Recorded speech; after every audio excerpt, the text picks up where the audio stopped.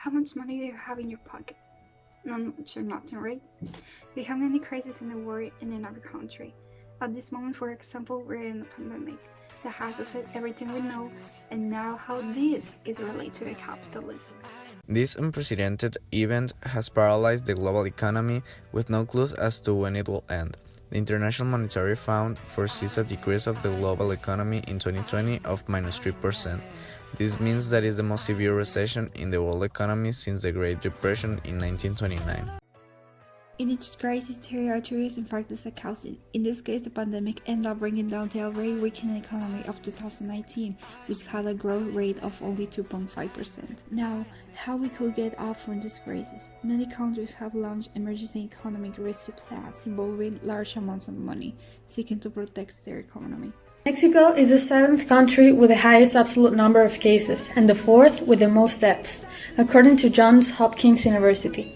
It was also recognized that the positivity rate is 42%, although the World Health Organization recommends keeping this rate close to 5%. The results of surveys carried out by the Bank of Mexico show a large range on the possible behavior of the GDP in the second quarter of 2020.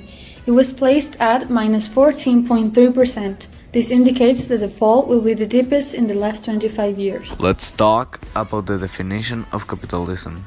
Capitalism is an economic system in which private individuals or business own capital goods.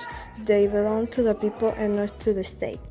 The economic paralysis is perceived by the growing unemployment, the increasing poverty, the drop in consumption, and the instability of purchasing power.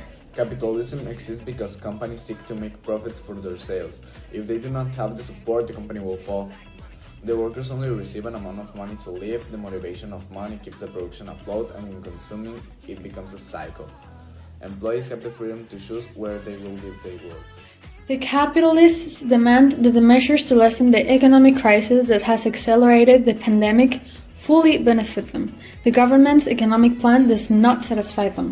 The best way to help entrepreneurs, workers, and not abandon the most vulnerable people is, as we said at the beginning, to have emergency economic rescue plans in which no one is left out that protect the entire population.